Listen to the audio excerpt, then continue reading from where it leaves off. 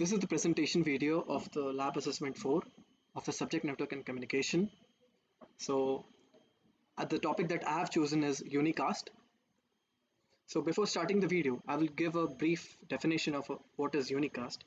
In computer networking, unicast is a one-to-one transmission from one point in the network to the another point.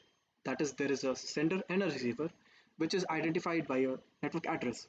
So in my unicast example, I have used socket programming to show the one-to-one communication between a sender and a receiver. So I have used the client server architecture in the sockets. So before going to that also, I will give a brief definition of socket. A network socket is a software structure within a network node of a computer network that serves as an endpoint for sending and receiving data across the network. So there will be a socket server and there will be a socket client. So this is the source code for the socket server that I will be starting in a few minutes. So before that, I will explain the code a bit. So this is the IP address of my laptop.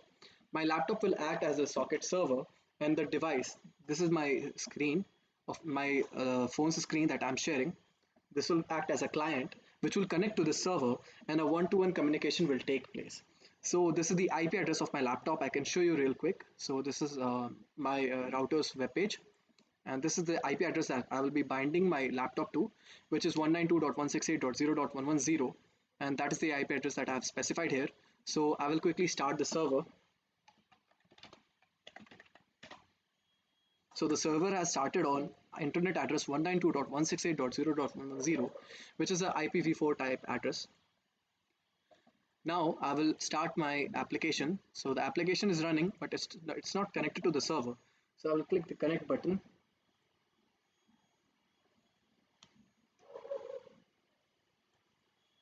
And I can show you in the terminal from the socket server. There's a connection that is established, connection from 192.168.107, and this is the port that is being used by both the devices, my laptop and my phone. Both are on the same network, which is the network MIFAR, which is my own wireless network. So a connection has been established right now. Right now it's showing no data because I have not started any conversation. So I will start a conversation by typing something, by saying hi. So I'll say hi and send it to the server. So this message has come from 192.168.107, which is the IP address of my phone. I can show you here, which is the phone. My phone is Vivo 1901. So this is the IP address of my phone. Obviously private IP address, which is 192.168.0.107. So a connection. So a message from Vivo has come. Hi. So I will reply. Hi. How are you? And chat has started. So I can show you. So how is the day? Send. How is the day? So the day is fine. The reason why the application is not updating itself when I send a message, because it's a blocking code. I can show you an example that if I say I'm waiting, I will send, but the app has not been updated. Why? Because it in this server side, it's waiting for a response from the server. So when I give a response, I gave you a response. I gave you a response. So I've sent a response. So after I'm waiting, now you can see that I give you a response. So this is the chat, and I can show you that I can scroll down and up, show the chats that have taken place. So RM is my own initials of my name. So this is the device, this is the client, and S is the server. So that's why I've used S. And I will show you the source code of my app that I've made. So this is a main.dart file, which starts the application. So run app is here, and from home I go to chat screen. So I'll control click to show you the chat screen source code. I will decrease the font. So this is the source code for the chat application. This is just the UI part. The connection part is in the handler.dart file. So in this file, unfortunately, this is a trial version, so screen sharing has stopped, but still I can show you the demo.